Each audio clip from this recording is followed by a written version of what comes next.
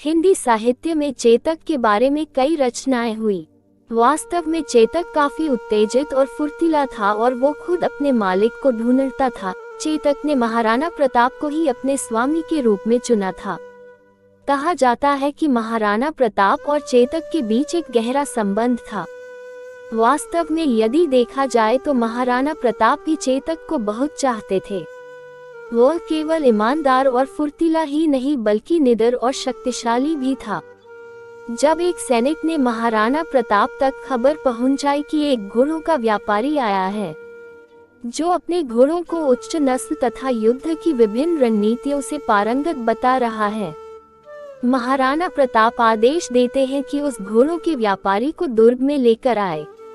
दुर्ग में प्रवेश करने के बाद गुजराती व्यापारी अपने तीन अश्व चेतक, त्राटक और अटक के बारे में बताता है और अटक को परीक्षण के लिए चुना जाता है। अटक इन 3 घोड़ों में सबसे अधिक शक्तिशाली तथा रण कौशल में पारंगत घोड़ा था और अटक ने परीक्षण को अपने अर्जित ज्ञान से सफलतापूर्वक पास भी कर लिया, परंतु इन परीक्षण में अटक बुरी तरीके से घायल भी हो चुका था, क्योंकि परीक्षण में हर ऐसी परिस्थिति बनाई जाती है जो युद्ध में तथा संकटकाल में बनती है, परंतु अटक ने इन सभी परिस्थितियों पर विजय पाने में सफल रहा। लेकिन अत्यधिक घायल होने के कारण इलाज के दौरान अटक ने अपने प्राण त्याग दिए। इसके बाद त्राटक तथा चेतक इन दोनों घोड़ों ने भी परीक्षण में सफलता प्राप्त की और महाराणा प्रताप ने त्राटक को अपने छोटे भाई शक्ति सिंह को दे दिया और चेतक को अपने पास रख लिया। चेतक नीले रंग का घोड़ा था, इस कारण चेतक को नीलवर्ण भी कहा जाता है। चेतक 300 किलो से भी अधिक वजन को उठाकर युद्ध कर सकता था और हवा की रफ्तार से दौड़ सकता था। क्योंकि महाराणा प्रताप युद्ध भूमि में जाते वक्त अन्य योद्धाओं की तरह विभिन्न शरीर के भागों को सुरक्षा प्रदान करने वाले लोकायुक्त कवच को धारण करते थे तथा उनके शारीरिक वजन को मिलाकर यह वजन कहीं अधिक हो जाता था, फिर भी चेतक युद्ध की रणनीतियां तथा स्वामी भक्ति में इतना पारंगत था कि वह कैसी भी परिस्थिति में सचेत रहता था। 18 जून 1576 को इतिहास में हल्दी घाटी का युद्ध हुआ था और इस युद्ध में महाराणा प्रताप के घोड़े चेतक तथा मेवाड़ी योद्धाओं ने अपने दुश्मन सेना को पराजित किया था। इसी युद्ध में महाराणा प्रताप ने चेतक पर बैठकर ही बहलोल खान को घोड़े सहित अपनी तलवार से 2 हिस्सों में काट दिया था।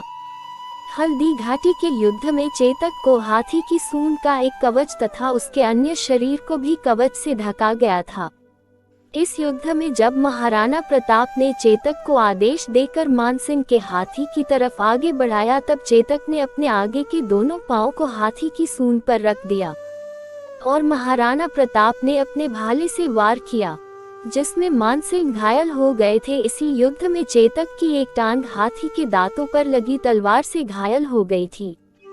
घायल चेतक ने अपनी चाल में किसी भी तरह का परिवर्तन नहीं किया, जिससे अपने स्वामी को किसी भी प्रकार की अनहोनी का अंदेशा न हो और चेतक घायल अवस्था में ही युद्ध भूमि में डटा रहा। जब युद्ध चल रहा था तब महाराणा प्रताप के गुरु राघवेंद्र को गुप्तचरों के माध्यम से खबर मिलती है कि उदयपुर पर मुगल सेना का नेतृत्व करते हुए कुंवर जगमाल ने आक्रमण कर दिया है।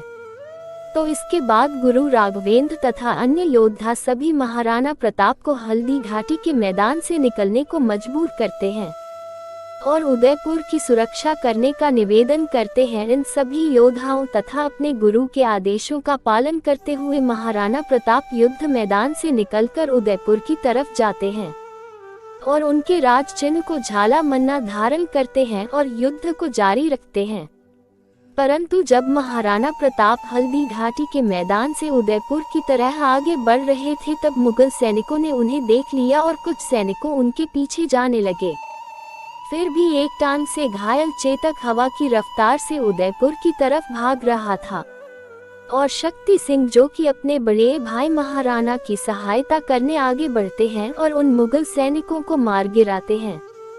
और दूसरी तरफ महाराणा प्रताप अपने घोड़े पर बैठकर उदयपुर की तरफ जा रहे थे। तब एक बरसाती नाला जो 25 फुट से भी अधिक चौड़ा था चेतक ने घायल होते हुए भी एक लंबी छलांग लगाकर पार कर दिया और जब दूसरी तरफ पहुंचा तो वह बुरी तरीके घायल होकर वहीं बैठ गया था।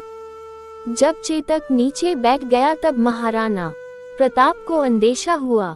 तभी महाराणा प्रताप देखते हैं कि उनका भाई शक्ति सिंह अपने अश्व पर बैठकर उनकी तरफ आ रहे हैं। जब शक्ति सिंह महाराणा प्रताप के पास पहुंचते हैं तो महाराणा प्रताप अपने घायल चेतक घोड़े के पास बैठकर वैरागी हो रहे थे। इसके बाद शक्ति सिंह महाराणा प्रताप से क्षमा याचना मांगकर उनके पांव छूते हैं। तभी महाराणा प्रताप अपने भाई को गले लगा लेते हैं और उदयपुर पर जगमाल के आक्रमण की बात कहते हैं। तभी शक्ति सिंह अपने घोड़े को महाराणा प्रताप को देते हैं और कहते हैं कि आप मेवाड़ के गौरव हैं, आप उदयपुर पहुंचकर राज परिवार तथा जनता की रक्षा करें। इसके बाद महाराणा प्रताप उदयपुर पहुंचकर राज परिवार तथा लोगों की रक्षा करते हैं। उस समय चेतक की अपने मालिक के प्रति वफादारी किसी दूसरे राजपूत शासक से भी ज्यादा बढ़कर थी। अपने मालिक की अंतिम सांस तक वह उन्हीं के साथ था और युद्धभूमि से भी वह अपने घायल महाराज को सुरक्षित रूप से वापस ले आया था। चेतक स्मारक, जिसे चेतक समाधि भी कहा जाता है, भारत के राजस्थान राज्य में महाराणा प्रताप के प्रसिद्ध घोड़े चेतक का एक स्मारक है। हल्दी घाटी के युद्ध से राणा को चमत्कारिक ढंग से भागने में मदद करने के बाद युद्ध के घावों के कारण घोड़े की मृत्यु हो गई। कहा जाता है कि यह स्मारक उसी स्थान पर बनाया गया था जहां चेतक की मृत्यु हुई थी। ये राजसमंद के झील जिले में अरावली पहाड़ियों में बलीचा गांव में स्थित है। इस बात को देखते हुए हमें इस बात को वर्तमान में मान ही लेना चाहिए कि भले ही इंसान वफादार हो या ना हो, जानवर हमेशा वफादार ही होते हैं।